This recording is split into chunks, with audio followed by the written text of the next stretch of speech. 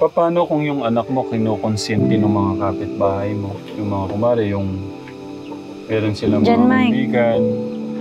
Alis Paano ka. mo ipaglalaban yun? Kumare, si Erika, ayan na may Princess. kumot. Kumare, si Princess. Meron sa kanyang kumaibigan na mas matanda sa kanya. Sabihin na natin, magto-12 ka na. Tapos 20 yung kaibigan niya. Ngayon, lahat ng pinagbabawal mo, pinapagawa sa kanya, anong gagawin mo bilang ama o bilang nanay? Ano po, ipapaliwanag ko sa kanya na ano. Sinasabi ko naman po sa kanya lagi yun eh. Na hindi lahat ng nakikita mong ginagawa ng matatanda tama. Kung may isip ka naman, alam mo yung tama at mali. Dapat matuto kang, pag sinabi kong hindi dapat yun, makikinig ka kasi kako. Ayoko po, pinapaliwanag ko sa kanya na ako, bata akong nagkaanak. Bata ako siyang ipinagbuntis. Sabi ko sa kanya, tingnan mo naman kako yung naging buhay natin ngayon, di ba? Hindi ko kayo mabigyan ng, hindi ko naman sinasabi na maraming, kung ba sige kako, maraming pagkukulang, hindi ko maibigay lahat yung mga material na bagay na gusto nyo. Pero kung ano naman kako yung kaya namin ni Papa mo, nagagawa namin. Kaya sabi ko sa kanya, makikinig ka kung ayaw mo na. Kumbaga, malihis ka rin ang landas paglaki mo. Kasi kako, hindi mo naman na pwedeng ibalik yung oras eh. Hindi mo naman kako pwedeng, porque ayaw mo na, ayaw ko na ng ganito kahirap na buhay, babalik ako sa pagkabata. Kaya sinasabi ko po sa kanya na huwag masyado magpadala sa mga barkada. Kasi di po maiiwasan, lalo na pag sa school eh. Kumari, gano'n na, nasabihan niyo na siya, napayuhan niya na ng isang beses. Paano lahat ng pinagbabawal niyo na huwag niyang gawin, ginagawa na po lahat? Paano niyo kakausapin o yung kaibigan niya na sumira po sa kanya? Ano po? Siguro po rerektahin ko na lang po yung tao na... Diretso na, rekta. Opo, rerektahin ko na lang po. Kumari ako, sinira ko na yung buhay niya. Paano niyo ako iano? E di ano na lang po, siguro... Kumari lang ilagay niyo sa totoong sitwasyon. Nakagawa na siya ng masama, linalabag na kayo, lahat ng mga pinagbabawal, ginagawa na.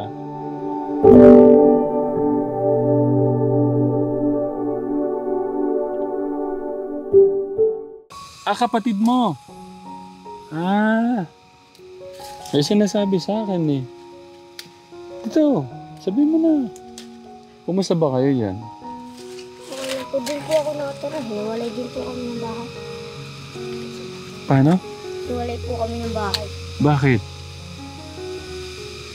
Iniwanan din po ako dati ng nanay ko. Pumunta po sa Bisaya. Si tatay mo, Pumunta din po sa Bisaya. iniwan kayo. Ako lang po. Ikaw lang ang iniwan. Siya, Asawa po sa Bisaya. Tsaka po bumalik sila dito. ang pangalan mo? Eric. Ha? Eric. Eric? Ilan taon ka na? 8. 8.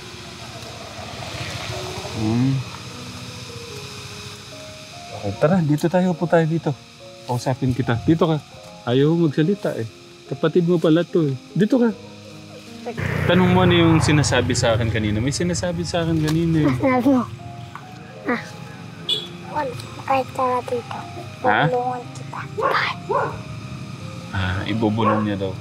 Sa akin man na lang ibulong. Mga vlogger rin.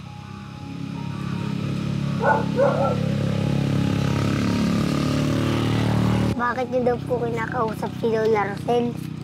Ba't ko kinakausap si Lola Rosel? Lola mo yon. Opo. Gusto kong tulungan sila. Ulat ma. Kumusta pala yung pag-aaral mo, Kuya Eric? Okay lang po. Ano ba yung Nandyan ba yung papa niyo ngayon? Ala po. Mama. Sa Mudyako po. Mudyako? Saan yun? Doon po sa may paahon po dyan na may ano po. Nagtatrabaho siya? Opo. Si mama niyo? Andyan po ata. Andyan nga. Kaya pala. Tara, uwi muna tayo doon sa inyo. Tara. Tingnan natin yung bahay niyo. Baka matulungan ko kayo. Dahan-dahan. Iniwan niyo naman ako. Dahan-dahan naman.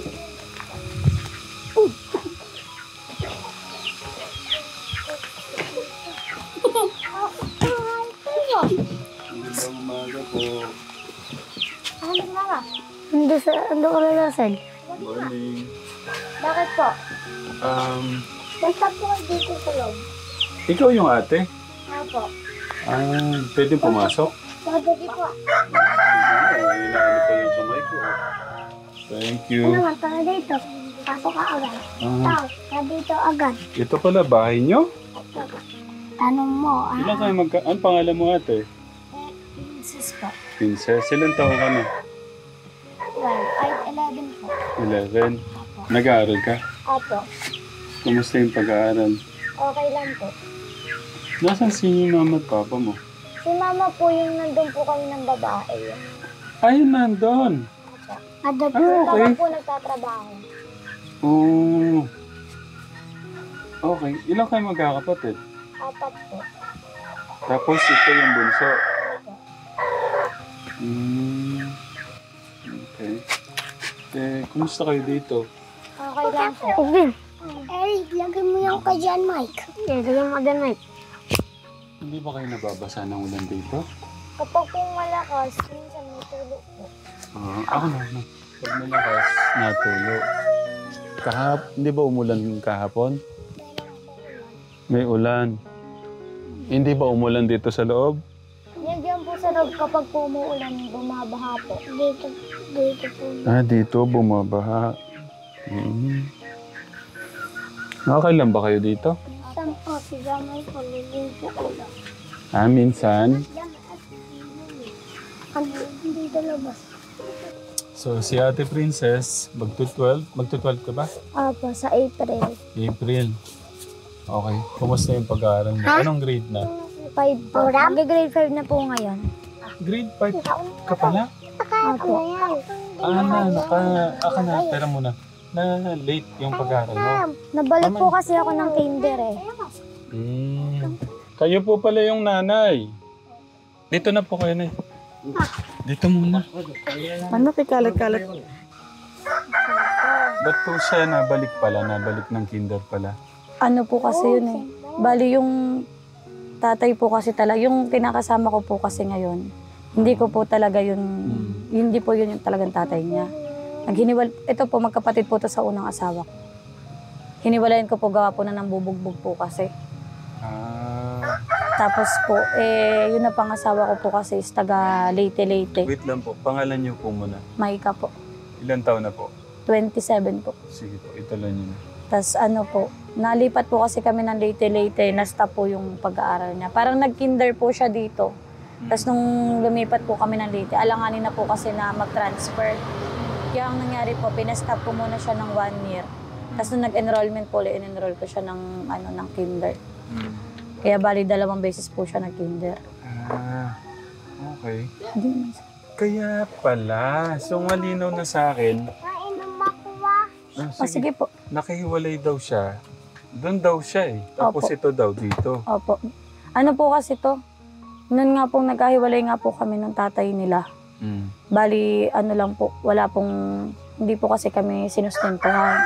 Wala po akong nakuha ng sustento. Di ang nangyari po, ito po, iniwan ko po kay lolo. Para po mag-apagtrabaho ko. Tapos ito po isinama ko kasi nga po babae. Sinigure ko po ito nakasama ko. Tama. Ito po kay lolo po ito lumaki. Ang galing po ng isip niyo. Kasi po babae po kasi. Kaya sabi ko, ito lalaki naman. Tsaka yung isang tito ko po kasi walang anak na lalaki. Nag-iisa lang po yung anak na babae. Kaya sa kanila ko po ito naiwan. Kawawa naman kaming mga lalaki. Hindi, ibig ko sabihin. Tapos yung papa nito, Tsaka, nasaan po siya? nasa trabaho po ngayon. Kwento nga po. Opo, yung dalawa po ngayon. Dala ko, ano po yung gustong sabihin? May mga sinasabi po sa akin. Madaldal po talaga yan. Yan po mukhang matalino naman siya. Yan po pinaka-makulit tsaka pinaka-bibo sa kanilang magkakapatid eh. Ano ka malikot ang mga itsura niyo? Okay. Kumusta po yung buhay niyo dito? Yun po, mahirap. Kasi po, kumbaga yung kinikita sapat-sapat lang po talaga. Lalo na po ngayon, lahat sila mag-aaral. Tapos yung kapatid ko rin pong bunso mag-aaral. Ako din po yung parang sa kanya sa eskwelahan. Kaya, kumbaga, ang eskwelahan po kasi dito napakalayo po 5 kilometers po. Nung last year po kasi sila, para lang po makapasok, yun nga po nagiging problema namin noong nakaraang taon. kadalasan po napapa-absent. Ito po kasi ano talaga to, honor student po yan eh. Nitong taon lang po talaga nalaglag sa pagiging honor, gawa nga po nung sa nakaka-absent nga po, gawa ng wala nga po sasakyan. Nag-aabang lang po kasi sila kung may masasakyan po yun, makakapasok. Kung wala naman pong masakyan, di kaysa po maglakad, eh, gubat nga po kasi kumbaga wala pong ganong bahayan, delikado po maglakad. Kaya po, yun po medyo, may sabit naman po, kaya lang hindi na po yung honor student, kumbaga po ano lang. Ano yung ano po niya? Hindi, okay lang po. Ano po yung sabit niya? Sa ano po, madalas po kasi ang ilaban sa mga contest, sa computer, sa readathon, English, ganun po. Yung po kadalasan po siyang ilaban sa ganun. Kaya meron po siya nakuha na parang special award lang. Grade 1 to grade 4, top, ano po ba siya? Ano po, lagi po yung with honors eh. Simula po kinder. With highest honor po. Ano po, isang beses po, nung grade 1 po. Grade 1 tsaka po kinder with highest honor. With highest honor, okay. Ano yung ano mo? Ano yung parang gusto mong maging at saka yung pangarap mo sa buhay? Chef po. Chef. Bakit? Gusto ko po kasi Sa tingin mo, doon ka magaling pagluluto? Ano po yung pinagkukuhanan niyo ng ano, ate? Yun po, yung ako po, may extra po ako dun sa pinapasukan ng asawa ko. Kapag po minsan nagpapalab, ano po kasi yun eh, parang pasyalan. Naglalaba po ako ng mga bedsheet. Tapos pag marami pong guests, naglilinis, tsaka po nagpapalit ng mga bedsheet ng mga tipihat. On ko lang po, pa extra lang po. Sa ano po kayo? Parang resort? Ano po siya, parang viewing site lang po. Viewing site. Kuya, wag ka malikot. Kumusta po yung may apat na anak? Mahirap po Na makukulit na, Opo. bibong makukulit. Mahirap po magpalaki. Lalo na po yung, lalo na po kapag ang kita ganun sakto lang po. Minsan may mga pangangailangan talaga yung mga bata. Minsan may mga hiningi, hindi mo mabigay. Tapos makukulit pa po. Tsaka ang hirap nga rin po dito kasi tabing kalsada. Kaya kailangan po talaga Nakatakot to. Ayun nga lang po, minsan kapag po talagang umi-extra ako, parehas kami ng asawa kong wala, itong panganay ko lang po yung naiiwanan ko din sa mga kapatid niya. Basta po pag-aalis ako, meron na po sila nakaprepare na umagahan, tanghalian. Sabi ko kasi sa kanya, kinuha po yung anak ko. Siya na lang daw ang kapalit para mabawasan daw ang sakit. Sasama ka na ngayon? masasama ko doon. Kasama ka? Tara na, sama ka na sa akin. Makulang ba? Gawa na yung damit ko. Sige na, ayusin mo yung damit mo. Mabawasan yung sakit ko doon sa pagkuha nila sa anak ko. Ayaw ko pala. Sabi mo, sasamahan mo na ako. Ay, pala mata. Hirap pa naman po na napapalayo sa anak. Ay, ako na lang pala. Susuntukin ko. Habang tumatagal nga, sumasakit eh. Opo, lalo na pagka yung maiisip mo yung mga banding nyo, gano'n. Isa ako. Habang tumatagal, lalong maiisip mo na Iniisip mo. Din, napakakulit mo. Ayusin mo na yung gamit mo, sasama na kita, alis na tayo. Ang ganda din ng mukha, lahat gwapo at saka maganda. Maganda rin yung si ate.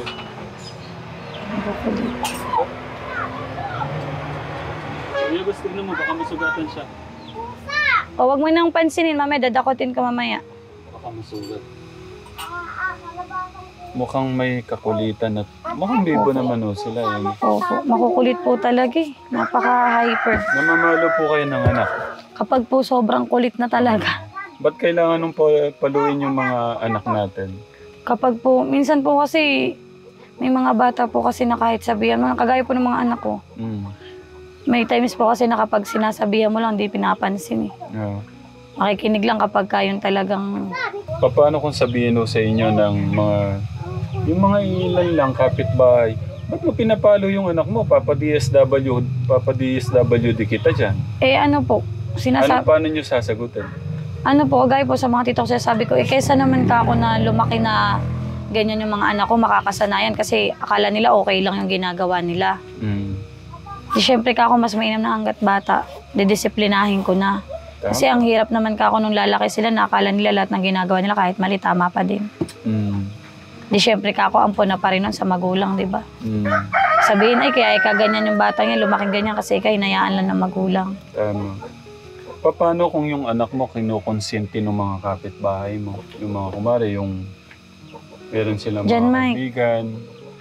Alis Paano mo ipaglalaban yun? Kumare, si Erika, ayan may Princess. kumot.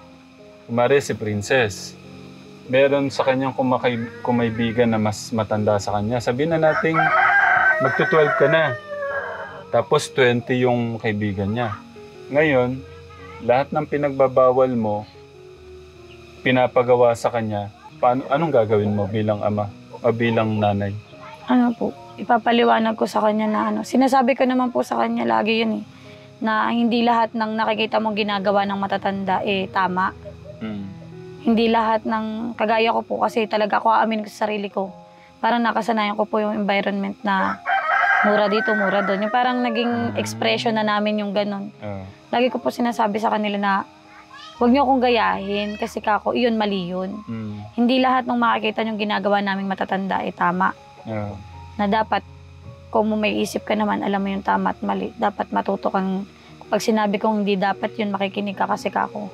Ayoko po, pinapaliwanag ko sa kanya na ako, bata akong nagkaanak. Bata ako siyang ipinagbuntis. Sabi ko sa kanya, tignan mo naman kako yung naging buhay natin ngayon, di ba? Hindi ko kayo mabigyan ng, hindi ko naman sinasabi na maraming, kung sige ka ako, maraming pagkukulang, hindi ko maibigay lahat yung mga material na bagay na gusto nyo. Pero kung ano naman ka ako yung kaya namin ni Papa mo, nagagawa namin. Kaya sabi ko sa kanya, makikinig ka kung ayaw mo na. Kumbaga, malihis ka rin ang landas paglaki mo. Kasi kako, hindi mo naman na pwedeng ibalik yung oras Hindi mo naman kako pwedeng, porke ayaw mo na, ayaw ko na ng ganito kahirap na buhay, babalik ako sa pagkabata. Kaya sinasabi ko po sa kanya na huwag masyado magpadala sa mga barkada. Kasi di po maiiwasan, lalo na pag sa school Kumari, gano'n na. Nasabihan niyo na siya. Napayuhan niya na ng isang beses. Paano lahat ng pinagbabawal niyo na huwag niyong gawin, ginagawa na po lahat? Paano niyo kakausapin o yung kaibigan niya na sumira po sa kanya? Ano po? Siguro po, rerektahin ko na lang po yung tao na... Diretso na, rekta. Opo, rerektahin ko na lang po. Kumari ako, sinira ko na yung buhay niya. Paano niyo ako iano? Di ano na lang po. Siguro... Kumari lang ilagay niyo sa totoong sitwasyon. Nakagawa na siya ng masama, linalabag na kayo. Lahat ng mga pinagbabawal, ginagawa na. Dahil sa sulsul nung kaibigan niya. Paano niyo ako yun ilagay niyo yung totoong buhay. Paano niyo kakausapin? Kausap ko siya. Kumari, kausap ko, darating kayo ngayon.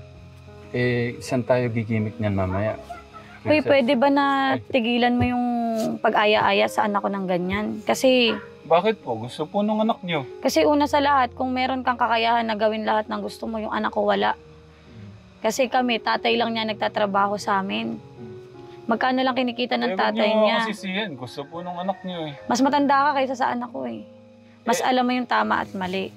Ano pong magagawa? Gusto nga po nung anak niyo. Inaya po kami sa labas Kung hindi mo aayain yung anak ko, kung hindi mo nasusulsulan yung anak ko, makikinig sa akin yan. Pero dahil sa sulsul mo, dahil sa dumidepende siya sa'yo, dahil alam niya na mas matanda ka sa kanya, nababypass na ako nung anak ko Hindi na nakikinig sa akin kasi akala niya lahat ng sinasabi mo ipagawa sa kanya, tama dahil nakikita niyang ginagawa mo. Dapat maging mabuting ehemplo ka sa mas nakababata sa'yo.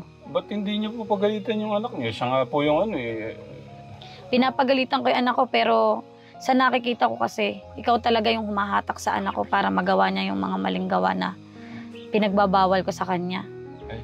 Ganun po ba, Nay? Ang sa akin naman, gusto ko lang din bilang mas nakatatanda sa'yo na kaysa laspagin mo sa kung ano-ano man yung perang binibigay sa'yo ng magulang mo o kung halimbawa man kumikita ka na kahit paunti-unti, ilaan mo sa mas mabuting bagay, ipunin mo para sa pagdating ng panahon, magagamit mo. Pasensya na po kayo sa nagawa ko sa anak niyo. Hindi na po maulit. Maraming salamat kung ganun. At iyon naman para din sa ikabubuti yung dalawa. Okay, so okay na tayo dyan. Paano nalaman niyo ulit na ulit? Tapos grabe na pala. Mas grabe pa Dapat yung dating niyo. Ano po Hindi niyo alam. Lihim na yung anak niyo at saka ako nag-uusap. Tapos pinapadalan ko ng maraming pera. Tapos kung ano na yung mga ginagawa ko namin. Mamaya kaya, saan tayo? Di ba sinabihan na kita na lubayan mo yung anak ko? Ano ba gusto mo? Pinagbigyan na kita ng isang beses nung nahuli kita sa anak ko, tapos inulit mo pa. Pinagsabihan kita sa magandang paraan. Ano ba ang gusto mo? Kausapin ko pati magulang mo? Dumaan tayo sa usapang barangay para matigil na yung pakikipag-usap mo sa anak ko? Nay, sorry po, pero kinukulit po ako ng anak niya eh. Kung hindi kulitin ka man ng anak ko, kung talagang ayaw mo at nakinig ka sa akin, walang pangalawang mangyayari eh. Kasi yung isang beses na pinagbigyan kita, okay na yon. Sana naman matuto ka man lang rumispeto sa mas nakakatanda sa'yo. Kasi hindi kasing dali ng buhay mo yung buhay namin. Ako, ang gusto ko lang, yung anak ko lumaking maayos, makapagtapos, mabigyan ng magandang buhay yung sarili niya para sa pagdating ng panahon, hindi kagaya ng buhay namin na mahirap yung danasin niya. Ngayon, kung hindi mo kayang ibigay yon, siguro tama lang nabigyan kita ng leksyon. Kung hindi man yung magulang mong kausapin ko, siguro sa mas nakatataas na tayo dapat mag-usap. Total naman, kung sakali man nasa tamang edad ka na, siguro naman alam mo pwedeng mangyari sa'yo sa paghikayat mo sa mas sa minor de edad na anak ko. Diyan, Mike. So, ito po, pangatlo. Kinuha ko na yung anak nyo. Nasa labas kami, nagmimerienda, kumakain. Kinuha ko na ho siya. Paano nyo haharapin? Kumari kumakain ho kami. Ang sarap ng pagkain natin, no, ate? Kumakain ho tayo niyan. Hindi ka ba talaga magtatanda? Winarningan na kita isa pangalawa. Ano ba gusto mo? Ipapulis na kita? Di mo ba alam na pwedeng kasuhan kita ng kidnapping sa ginagawa mo sa anak ko? Wala kang paalam, kinuha mo yung anak ko eh. Nasa bahay yan, aayain mo lumabas. Tapos pag uwi ko, inaasahan ko, may anak akong dadatnan sa bahay. Yung pala wala na, tinangay mo na. Paano kung may mangyaring masama dyan? Kaya mo bang sagutin yung mangyayari sa anak ko? Hindi dapat ganyan kasi pinagsabihan na kita, kinausap ko na magulang mo. Ganito, para sa ganyan, para magtanda ka talaga, mukhang hindi ka kasi nagtatanda. Siguro mas maganda na magsampa na ako ng kaso tungkol sa'yo. Total naman, nasa tamang edad ka na. Minor de edad yung anak ko. Pwede kitang kasuhan ng kidnapping sa ginagawa mong yan.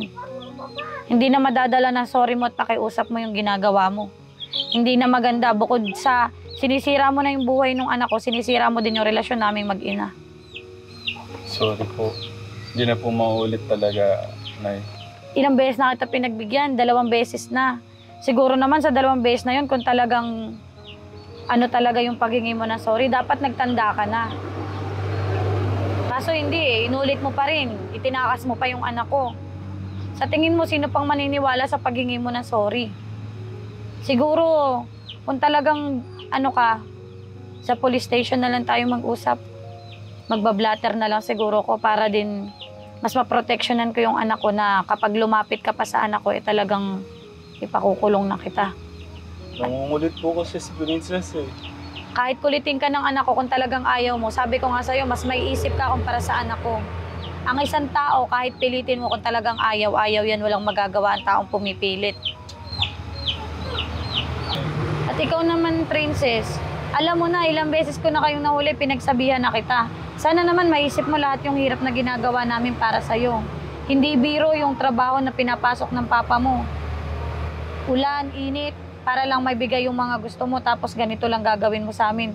Sinasabi ko naman sa'yo, hindi para sa akin yung sinasabi ko sa'yo, para sa'yo din. Gusto ko lumaki ka na may maganda yung magiging kinabukasan mo, makatapos ka, makapagpagawa ka ng magandang bahay na masisilungan mo, na kapag umulan, di ka mababasa. May pagkain ka na laging nandyan, may pagkain ka laging ihahanda sa lamesa. Walang mangyayari sa'yo kung puro barkada, puro pagsama sa ganyan na hindi naman, okay lang bumarkada kung magandang ehemplo, pero kung ganyan na nakasisira naman sa kinabukasan mo, hindi rin maganda, ikaw rin ang masisira. So yun po yung ano nyo, gagawin nyo? Opo. Siyempre bilang ama, inay, di ba po? Opo. Okay. Anong oras na darating si tatay? Hapon pa po yun eh. Hapon. Hanggang, opo. Kumusta po yung trabaho niya? Okay naman? O, yun po. Kahit po, okay naman po kasi sa 500 naman po ang sahod niya sa araw-araw. Libre naman na po yung pagkain niya. Libre merienda, kaya yung 500 po, linis naman po na naiuwi. Paano yan? Magpapasokan na po yung mga bata. Grade 5 ka na. Tapos si Andrew? Eric po. Eric, Ano na po yan, grade 3 po. grade 3. Tapos- Tapos papasok na din yun. Opo, tsaka po ito, isang kinder, tsaka isang daycare. Kuya Eric, pagbutihan mo yung pag-aaral mo ha. Nakausap ka. Pagbutihan mo ha. Pagka nalaman kong pinagbubutihan mo, may regalo ka sa akin. Ikaw din ate. Pagbutihan ha. Eto na baka makatulong sa inyo. May dala po akong pandagdag niyo sa May dala po akong bigas at grocery. Nakita kong ibigay, nabalitaan ko yung mama niyo, Pipe. Opo, pipi po. Okay. Ito, Salamat. sa inyo, yung dala kong grocery at bigas, siguro kay nanay na lang. Okay lang, Opo. natin si nanay doon. Princess ha, pagbutihan pa, focus. Okay?